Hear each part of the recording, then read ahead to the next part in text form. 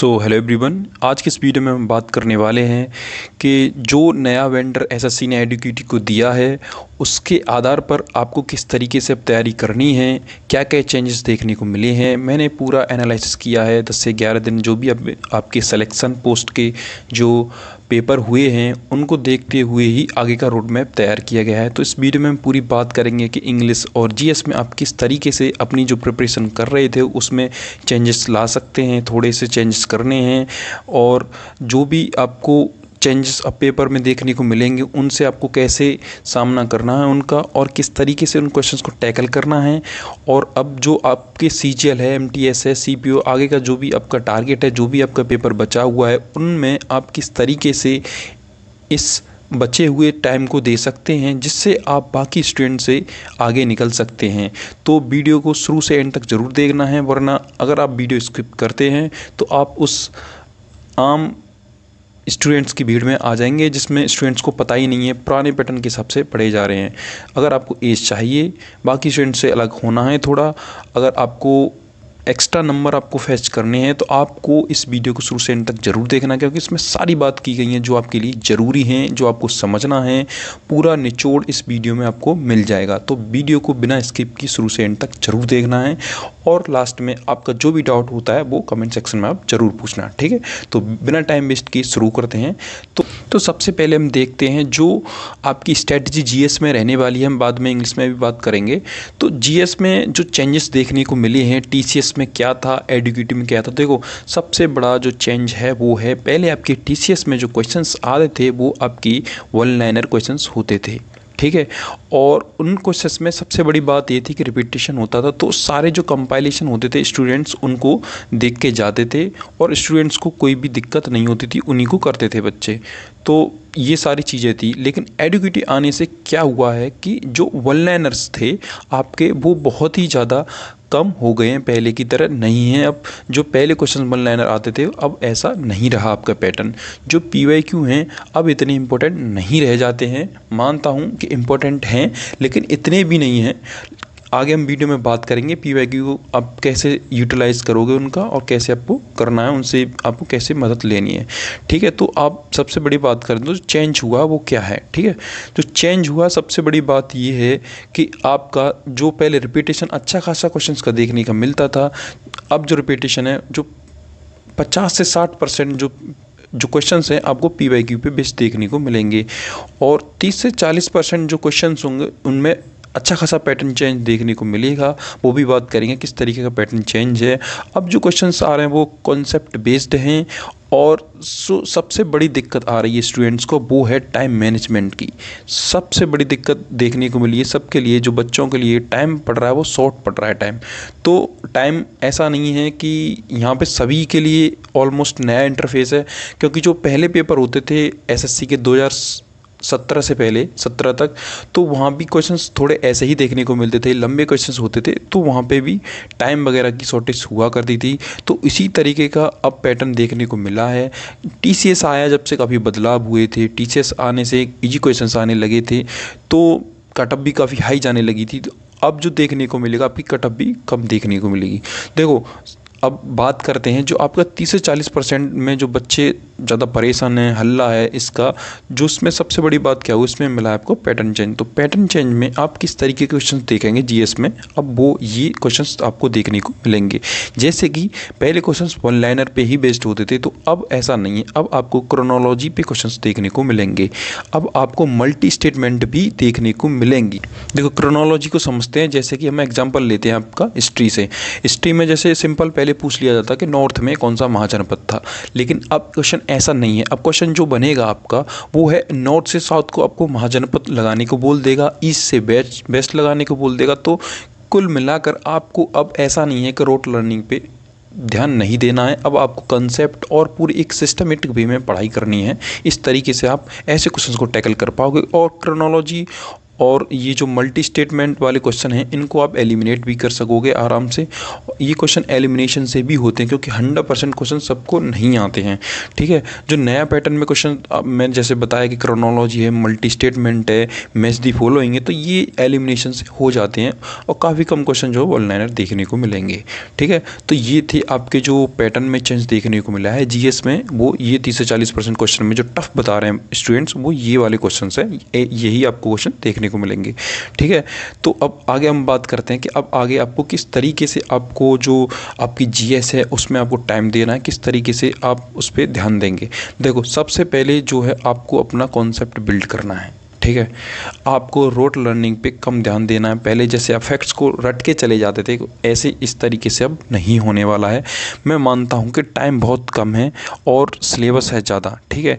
लेकिन अगर आप देखो, अगर 2026 के लिए प्रिपेयर कर रहे हैं तो कोई दिक्कत नहीं है, आपके लिए अच्छा खासा टाइम है। आप अच्छे खासे, आपके पास अब कंपाइलेशन भी हो जाएगा, जो एडीक्यूटी करा रही है, जो क्वेश्चंस अब आपको देखने को भी मिलेंगे, इनके आंसर की भी आएगी सिलेक्शन पोस्ट की, तो आप वहाँ से कर सकोगे। लेकिन जो स्टूडेंट्स अभी जो कर रहे हैं, अभी उनका सीजीएल है, सीपीओ, एमटीएस है, उनको क्या करना है, उनको इंपॉर्टेंट टॉपिक्स जो हैं उनको अच्छे से करके जाना है ताकि आप दूसरे स्टूडेंट से एज ले सकें। देखो, प्रायोरिटी आपकी कुछ इस तरीके से रहेगी सब्जेक्ट्स में अगर करेंगे तो, जैसे कि इकोनॉमिक्स पहले आप देखने को मिलेगी। इकोनॉमिक्स के क्वेश्चन अच्छे आ रहे हैं, अच्छे खासे क्वेश्चन, मतलब अच्छी लेवल से क्वेश्चन पूछे जा रहे हैं।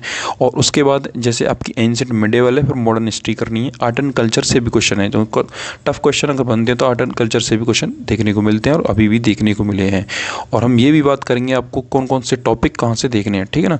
और फिर आपको प्रायोरिटी देनी है आपकी करंट अफेयर्स को, फिर पॉलिटी क्वेश्चंस हैं, और जो आपके कंसेप्ट भी क्वेश्चन है, कुछ इस तरीके से क्वेश्चन पूछे जा रहे हैं। फिर एंड में आपको स्टैटिक जीके का थोड़ा, जो पहले क्वेश्चंस पूछे जाते थे जीएस में, अब इतने क्वेश्चंस नहीं आ रहे हैं। जो आपके ट्रेडिशनल टॉपिक हैं अभी भी कुछ उनसे क्वेश्चन देखने को मिल रहे हैं, साइंस है, स्पोर्ट्स है और डांस वगैरह, इनसे क्वेश्चन अभी भी देखने को मिल रहे हैं। साइंस के क्वेश्चन जो काफ़ी कम देखने को मिले जीएस में, इतने क्वेश्चन नहीं हैं, लेकिन आपको बेसिक साइंस जो है, आपको जो कंसेप्ट हैं उसके क्लियर होने चाहिए, ठीक है।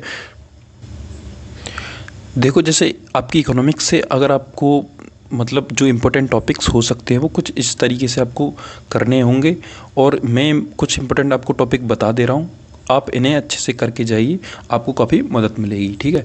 जैसे कि अब इकोनॉमिक्स में क्वेश्चंस जो देखने को मिले हैं, जैसे कि आपके डिमांड से क्वेश्चन हैं, डिमांड सप्लाई वाले जो क्वेश्चंस होते हैं वहाँ से देखने को मिले हैं। लॉ ऑफ डिमांड जो होता है, ठीक है, वहाँ से क्वेश्चन देखने को मिले हैं। तो आप इन्हें नोट डाउन भी करते चलें, साथ के साथ जो मैं क्वेश्चन बता रहा हूँ आपके लिए काफ़ी हेल्पफुल होने वाले हैं। Law of diminishing marginal utility, ठीक है, मैं शॉर्ट में लिख दे रहा हूँ, आप इन्हें नोट डाउन कर लें। वीडियो में जो भी मैं बोल रहा हूँ उसे अच्छे से ध्यान में रखें। जैसे अनएम्प्लॉयमेंट है, पोवर्टी, इन्फ्लेशन है और उसके टाइप्स हैं, यहाँ से भी क्वेश्चन देखने को मिल रहे हैं, ठीक है ना।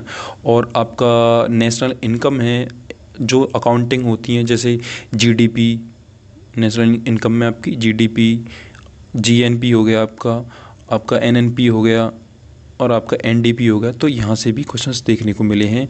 मॉनेटरी पॉलिसी, जो इम्पोर्टेंट आपका जो इकोनॉमिक्स में एक अच्छा खासा पोर्शन बनता है, वहाँ से क्वेश्चंस देखने को मिलते हैं। आपके मॉनेटरी पॉलिसी होती हैं, जो फिस्कल पॉलिसी होती है, वहाँ से भी क्वेश्चन देखने को मिलते हैं। जिसके इसके कंपोनेंट होते हैं, मॉनेटरी पॉलिसी के कंपोनेंट, ठीक है, कंपोनेंट जैसे कि CRR, ठीक है ना, SLR, ठीक है, रेपो, रिवर्स रेपो, ये सब आपको देख के जाने हैं, ठीक है। MSF जो भी है इन्हें देख के जाएंगे। फिस्कल पॉलिसी, फिस्कल डेफिसिट, आपको ये देखने हैं, ठीक है ना। तो ये यहाँ से इंपॉर्टेंट आपके टॉपिक बनते हैं। और जैसे कि आप देखोगे, आप जैसे आपको देखना हिस्ट्री में आप देख सकते हैं जो कोर एरियाज़ हैं, जैसे कि हिस्ट्री में फ्रीडम मूवमेंट है आपका, आप नोट डाउन कर लें जो मैं बोल रहा हूँ। फ्रीडम मूवमेंट है आपका, प्लान टू पार्टिसिपेशन है, और एक्ट्स हैं आपके, जो पॉलिसीज़ हैं, जो भी आपके डिफरेंट वाइसरॉयज़ आए, तो वहाँ से कोर कंसेप्ट बनते हैं आपके, उन्हें भी आप देख के जाएँ, ठीक है ना। और आपके आर्ट एंड कल्चर में जो NCERT अगर आपके पास हो तो वहाँ से क्वेश्चंस देखने को मिल रहे हैं। NCERT से बेसिक क्वेश्चंस हैं, थीम जो NCERT होती है आपकी 11th 12th की, वहाँ से देख लें, आपके लिए काफ़ी हेल्पफुल रहेंगे। और करंट अफेयर में आपको क्या करना है, जो अभी तो क्वेश्चन देखो, ज़्यादा नहीं भागना करंट अफेयर के पीछे, स्कीम्स क्वेश्चन जरूर करके जाएं, स्कीम्स वगैरह क्वेश्चन देखने को मिले हैं। और अगर आपकी पॉलिटी की बात करते हैं, आपके कोर कंसेप्ट जो क्लियर होने चाहिए, जैसे कि सपोज दैट पार्लियामेंट है, आपका प्रेसिडेंट है, ये क्लियर होनी चाहिए। और आप अमेंडमेंट आर्टिकल फेमस के जो पहले भी आते थे अभी भी आ रहे हैं उसी तरीके से, ठीक है। और स्ट्रेटेजी में मैं बताया, स्पोर्ट्स है आपका, साइंस है, डांस है, फोल्क, और यहाँ से भी क्वेश्चंस देखने को मिले हैं। तो कुछ इस तरीके से आपकी जीएस की प्रायोरिटी रहने वाली है। और मैंने बताया जो पैटर्न चेंज हुआ जीएस में, आप इन्हें अच्छे से देख सकते हैं। आपको ये ढंग से करके जाने हैं ऐसे क्वेश्चन। और अगर बात आती है प्रैक्टिस करने की, देखो क्वेश्चन जो है आप PYQs भी लगा सकते हैं, वो भी हेल्पफुल रहेंगे क्योंकि आपके कंसेप्ट तो वहीं से बिल्ड होंगे। और बाकी अगर आपको थोड़ा मतलब सपोज दैट आप CGL है, CPU, इनके लिए क्वेश्चंस और थोड़ा प्रैक्टिस करना चाहते हैं, तो आप सबसे पहले क्या देख सकते हैं, आप उठाइए आपके UPSC के द्वारा जो CDS वगैरह के क्वेश्चंस हैं ना, CDS हैं, आपके CAPF हैं, वहाँ से प्रैक्टिस कर सकते हैं अगर आप करना चाहें तो, ठीक है ना। कुछ क्वेश्चंस आप FCAT से भी देख सकते हैं GS के, तो यहाँ से आप कर सकते हैं, आपको काफ़ी हेल्पफुल ये रहने वाला है, ठीक है ना। और अब हम बात करते हैं इंग्लिश की। देखो इंग्लिश में क्या हुआ है कि इंग्लिश में सबसे पहली बात जो बुकैब आती थी ना, बुकैब का जो पोर्शन है अब बहुत कम हो गया है। मतलब पहले के बराबर बुकैब नहीं आ रही। जैसे ब्लैक बुक पढ़ के जा रहे हो, मगअप करके जा रहे हो, रोट लर्निंग कर रहे हो आप, वो आपको इतना काम नहीं आएगी। आप अगर आपकी रीडिंग स्किल अच्छी है और आपने सपोज न्यूज़पेपर वगैरह की आदत है आपको पढ़ने की, तो आपको काफ़ी हेल्पफुल रहेगा आपके लिए। और क्वेश्चंस जो देखने को मिल रहे हैं रीडिंग स्किल्स पे ही बेस्ड हैं ज़्यादातर अब क्वेश्चंस। जैसे कि एक्टिव पैसेज आ रहे हैं आपके अच्छे खासे, डायरेक्ट इनडायरेक्ट यहाँ से क्वेश्चन देखने को मिल रहे हैं जो नए टॉपिक्स हैं। मतलब पहले 1-2 क्वेश्चन आ जाया करता, नहीं आता ही नहीं था इन टॉपिक्स से, लेकिन अब क्वेश्चन आ रहे हैं यहाँ से, ठीक है ना। पैरा जम्बल्स आ रहे हैं आपकी, और जो इस पैसेज में जो पूछे जा रहे हैं वो पूछे जा रहे हैं पार्ट्स ऑफ स्पीच, मतलब अच्छे खासे पार्ट्स ऑफ स्पीच पूछे जा रहे हैं। तो आपने भी इस तरीके से प्रैक्टिस करके जाइए, ठीक है ना। जो ये चेंजेस हुए हैं जो मैंने आपको बता दिए हैं, आपके पैरा जम्बल वगैरह पहले इतनी क्वेश्चंस नहीं देखने को मिलते थे, तो आप अच्छे से प्रैक्टिस करके जाएं। और सबसे बढ़िया इंग्लिश के लिए सोर्स बता देता हूँ, आप कुछ मत करो, CDS की जो PYQs हैं उन्हें करके जाओ। अभी जो कम टाइम है आपके लिए बहुत ज़्यादा मतलब हेल्पफुल रहेगा, बहुत ज़्यादा। CDS के PYQ वो अच्छी उसमें इंग्लिश आती है। और वो जो पैटर्न है ना उसमें थोड़ा आपको नया टाइप भी मिलेगा, वो थोड़ा इसी से मिलेगा। तुम देखना CGL में क्वेश्चंस जो होंगे वो इसी टाइप के होंगे, और अभी भी जो क्वेश्चंस आ रहे हैं CGL CPO में होंगे वो इसी टाइप के होंगे। और अभी भी जो क्वेश्चन सिलेक्शन पोस्ट में देखने को मिले हैं जो CDS के पैटर्न पर ही थे, पैरा जम्बल वगैरह, वहाँ अच्छे क्वेश्चन पूछे जाते हैं CDS में। तो आप इस तरीके से करके जा सकते हैं। और बाकी आप करंट अफेयर के लिए परेशान हैं तो टेलीग्राम ज्वाइन कर लीजिए। वहाँ पे मैंने करंट अफेयर्स का कंपैरिजन डाल रखा है, जो कि रेलवे में भी सारे क्वेश्चंस ऑलमोस्ट वहीं से देखने को मिले थे। और आपकी जो स्कीम्स वगैरह क्वेश्चंस हैं जो भी हैं, आप स्पोर्ट्स है, थीमेटिक वाइज करंट अफेयर है, वो टेलीग्राम चैनल पे पड़ी हुई है, आप वहाँ जाके उन्हें एक्सेस करें, आपको काफ़ी हेल्पफुल रहेगा। मतलब ये समझो कि अगर वहाँ से क्वेश्चन आप नहीं कर पा रहे हो तो कोई नहीं कर पाएगा। ज़्यादा करंट अफेयर के लिए मत भागो, मैंने जो कराया है आप उसे कर लो, ठीक है ना। PDF आपको मिल जाएगी टेलीग्राम चैनल पे, उसे ज्वाइन कर लो। जो भी और आपका कोई भी डाउट रह जाता है तो आप पूछ सकते हैं। और तब तक के लिए आपको बेस्ट ऑफ लक, ठीक है। आपका जो भी नेक्स्ट एग्ज़ाम है, आपका स्टेनो है और आपका नेक्स्ट अभी CGL आने वाला है 13 से, तो आप अच्छे से करके आना। और CGL के तो पोस्टपोन होने के भी चांसेस हैं, तो पोस्टपोन हो या ना हो, लेकिन इतना मान लो कि वेंडर आपका वही रहने वाला है, वही कराएगा। तो आप इसके लिए तैयार रहें, जो मैंने वीडियो में बताया आप इस तरीके से अपनी तैयारी को थोड़ा चेंजेस लाइए अगर आप ऐसे नहीं कर रहे हैं तो। और बाकी भीड़ से बचने का यही आपका रास्ता है, आप अच्छे से, ठीक है ना। और कोई डाउट है तो आप कमेंट सेक्शन में पूछ सकते हैं, ठीक है। तब तक के लिए धन्यवाद, बेस्ट ऑफ लक, ठीक है।